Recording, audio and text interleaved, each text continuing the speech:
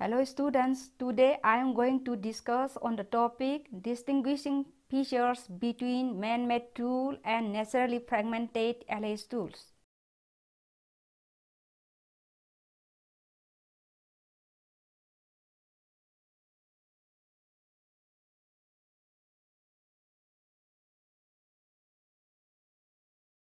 There are certain degrees of differences between the man-made tools, what we frequently call artifacts, and the naturally fragmented LS tools. On the other hand, there are also some naturally fragmented rocks which possess certain similar characters like those of the man-made tools, with some specific purposes. Such similar characters sometimes make confusion which mislead the archaeologists while identifying and classifying the specimens. Hence, archaeologists sorted out the basic attributes which are possessed by each man-made or modified tool with a purpose and apply while identifying and classifying the tools. The present topic aims at discussing the points of difference between man-made and naturally made or fragmented LS tools.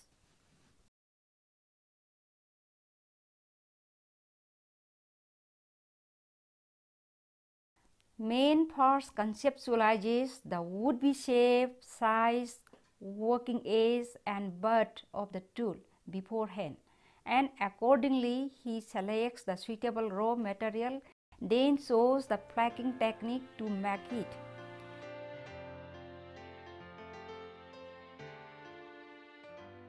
Therefore, man-made tools have generally a regular pattern.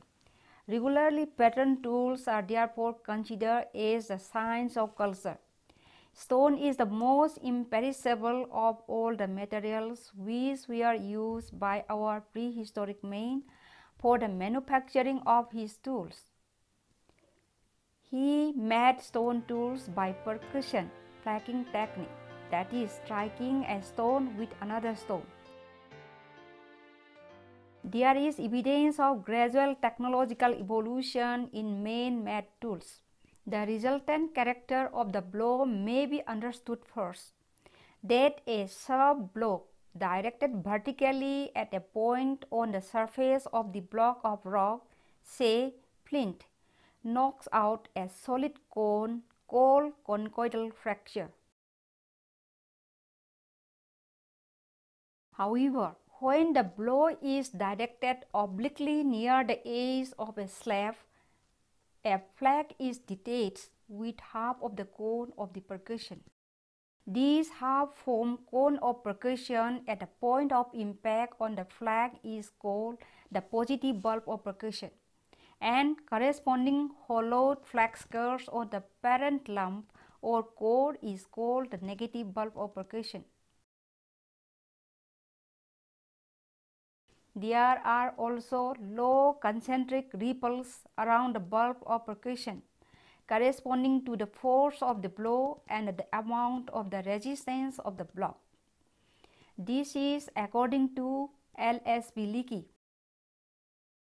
Because of the fact that the force from a blow does not travel in the direction of the blow, but at an angle to it and not in one straight line, but along a curve representing the ever widening circles.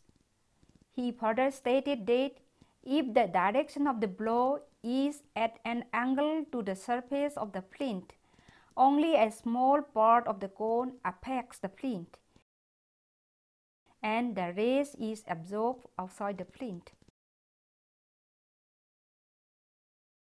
Researches on the techniques of making stone tools by prehistoric men have now established various ways of flaking. These can be grouped under three categories. Number 1, direct percussion flaking, 2, indirect percussion flaking, and 3, pressure flaking.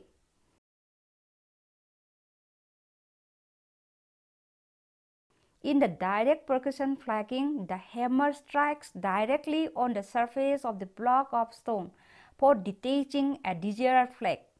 The flags detached by using different hammers will exhibit different characters.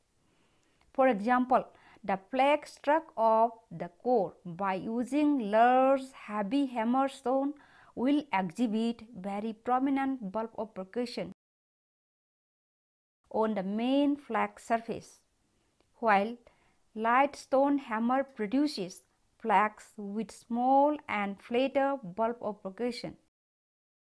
At times, some of the massive flags are also used in making tools like cleavers and hand axes. These will be hard to believe in case of the nature. The prehistoric man in making the stone tools also employs step flaking or bipolar technique.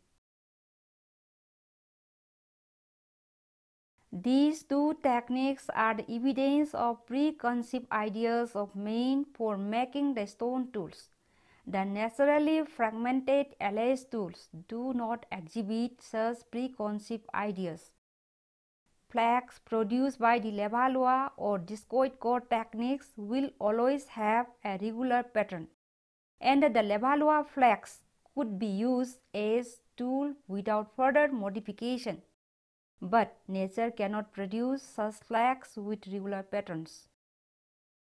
Another convincing character of man-made tool is the presence of alternate secondary flaking that nature cannot produce. The purpose of the alternate and secondary flaking is for the production of sharp working edge and blunt suitable hand holding or hafting place.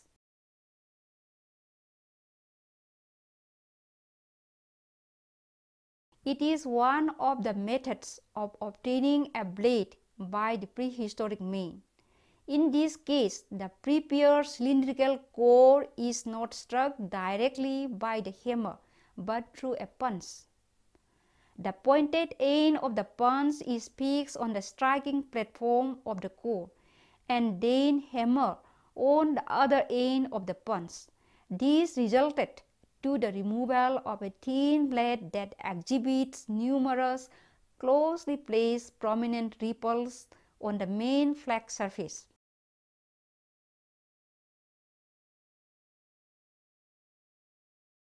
Pressure flaking is a highly specialized technique adopted by the prehistoric man in making tools like leaf-shaped points.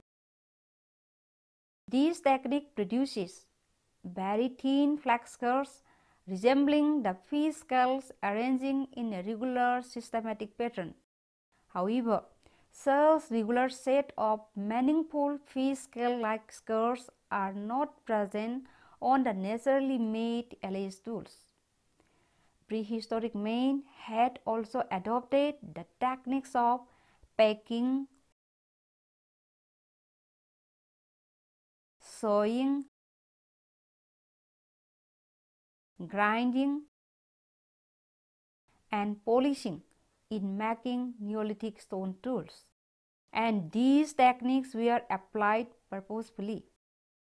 There is no evidence of such purposeful techniques in the naturally produced tools.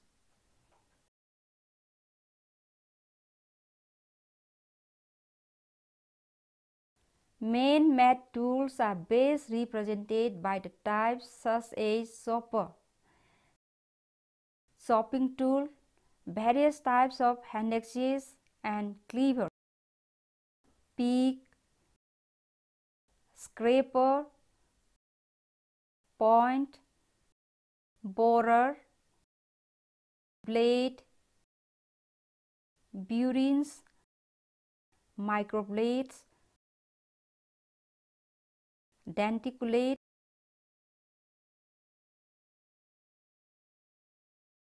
various types of shells, ringstones or mesh heads, and naturally made alloy tools are the eoliths.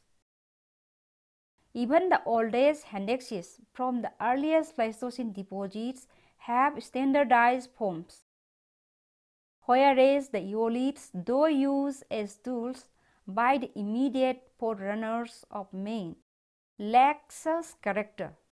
K.P. Oakley in 1965 stated, quote, "The possibility of discovering evidence of man in the Pliocene was being considered towards the end of the last century." And in 1891, Peswitz published an account of some crudely shaped flints looking like simple tools, which had been found in patches of the pre-glacial plateau drift on the north downs of Kent by an amateur archaeologist, Benjamin Harrison of Ictham. They became known as eolites, since it was suggested that they were the earliest recognizable implement and represented the dawn of tool making. However, detailed studies have shown that all the Kent and Sussex eolites can be made exactly by stones shipped by natural agencies. Thus, any among them which have been shipped by man would not be distinguishable from the probably far greater number which have been shaped through the accidents of nature." Unquote.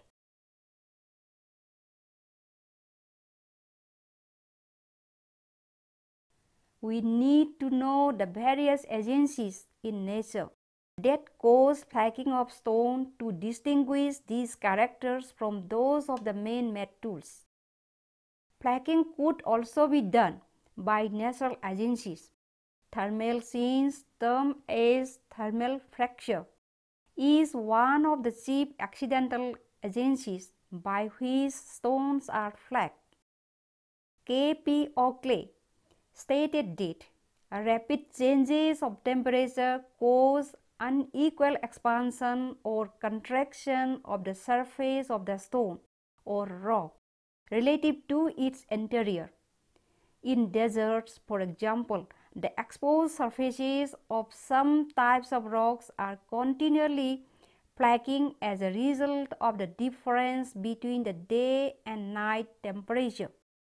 In the cold region, flakes are commonly split off by frost, the outer layer of the stone expanding through the freezing of absorbed water.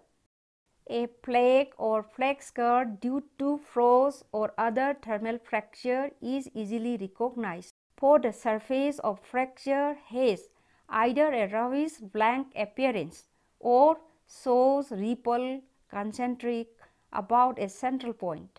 Unquote. Flakes with round in outline are produced by the frost action, and the residual frost-pitted lump of appropriate shape is easily mistaken as implement.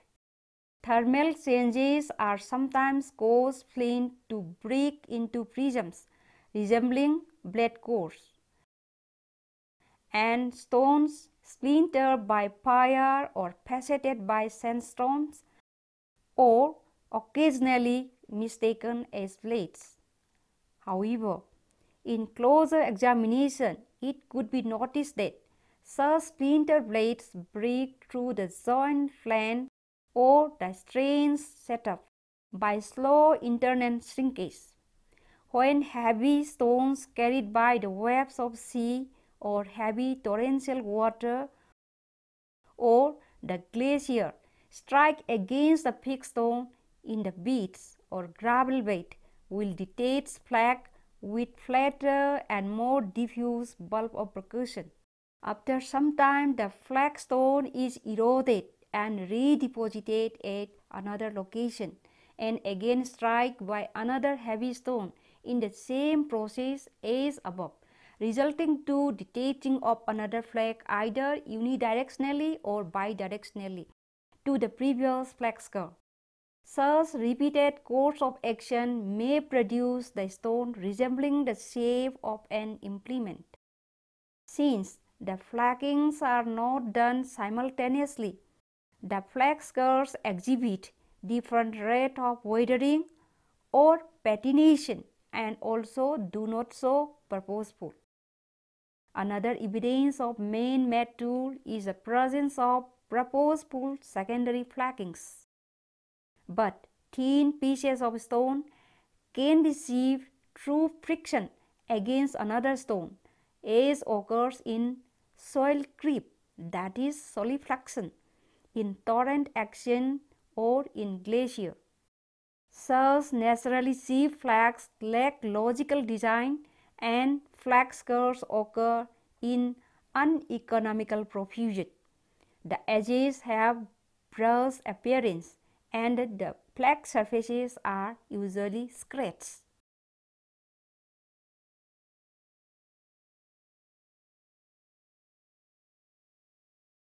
In short, there are many differences between the man-made and naturally fragmented or made LS tools. Of them, 6 points of differences are discussed here. That in the case of man-made tools, the cone of percussion is prominent. In contrast to it, the naturally made LS tools, the cone of percussion is either flattened or almost absent. Similarly, in the man-made tool, the flaking ripples are concentrating to the point of impact,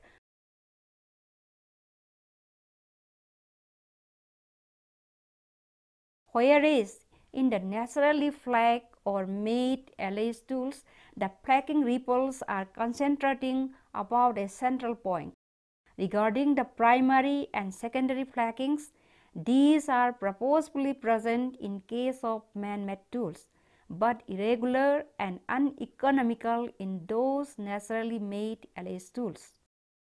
In addition to these characters, alternate flaking is present in the case of man-made tools, but absent in the case of naturally made LS tools. Moreover, the patination of the flaking scars are uniform in the case of man-made tools, but different patinations are found in the naturally made LS tools. Above all, there is a regular shade pattern in the case of man-made tools, but it is irregular in the naturally made LS tools. Thus, we may summarize the differences between the man-made tools and the naturally made LS tools in a tabular form as below. Character: man-made tools, naturally made LS tools. Number 1. In cone of percussion, it is prominent in the man-made tools. It is flattened or almost absent in the naturally made LS tools. Number 2. Flaking ripples.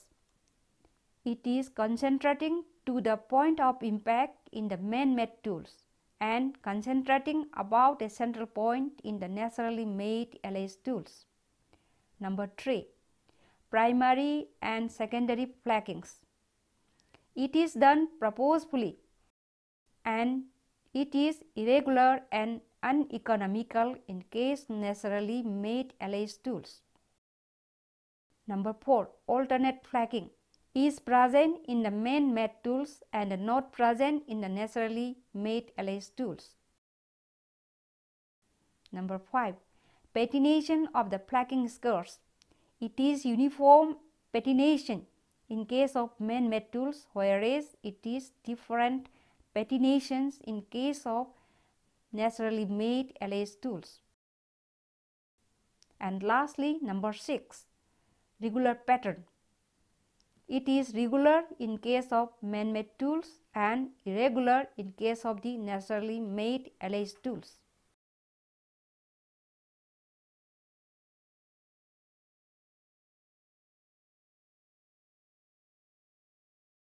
There are marked differences between the man-made tool and the naturally fragmented tools.